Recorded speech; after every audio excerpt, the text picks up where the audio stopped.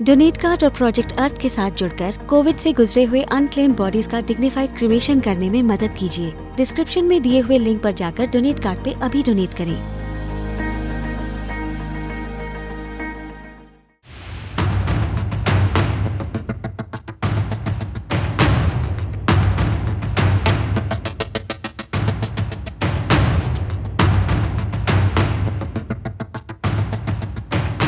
देवांगना कलिता, आसिफ इकबाल, नताशा नरवाल, ये वो चेहरे हैं जिन्हें पिछले साल यानी 2020 में दिल्ली में सांप्रदायिक दंगों के सिलसिले में गिरफ्तार किया गया था। बाद में इन लोगों के खिलाफ अनलॉफुल एक्टिविटी प्रिवेंशन एक्ट यानी यूएपीए लगाया गया था और अब इन तीनों को ही दिल्ली हाई कोर्ट ने जमानत दे दी है।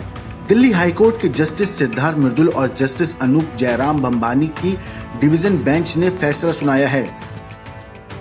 अपने जमानत आदेश में दिल्ली हाई कोर्ट ने कहा है कि हम ये कहने के लिए बाध्य हैं कि असहमति की आवाज को दबाने की जल्दबाजी में सरकार ने विरोध के संवैधानिक अधिकार और आतंकवादी गतिविधियों के अंतर को खत्म कर दिया है।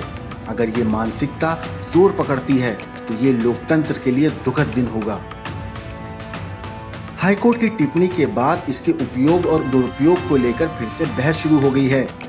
हालांकि जमानत देते हुए आगे कोर्ट ने यह भी कहा कि सरकार और संसदीय कार्रवाइयों के खिलाफ प्रदर्शन वैध है। हालांकि इस तरह के विरोध प्रदर्शनों के शांतिपूर्ण और अहिंसक होने की उम्मीद करते हैं। जब सरकारी या संसदीय कार्यों का व्यापक विरोध होता है तो भड़काऊ भाषण देना, चक्का जाम का आयोजन और इस तरह की हरकतें असामान्य नहीं हैं।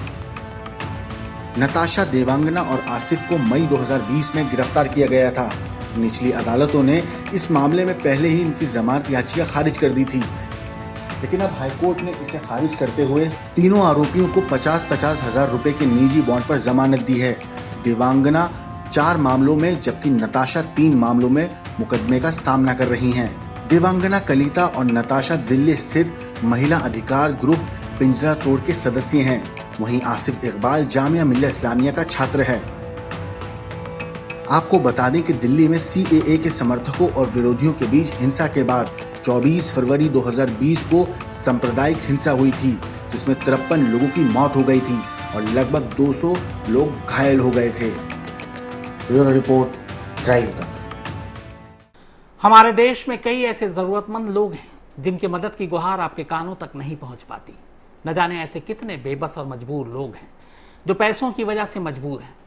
आपकी थोड़ी सी मदद इनकी जिंदगी बदल सकती है, तो क्यों ना मदद के लिए हाथ बढ़ाएं।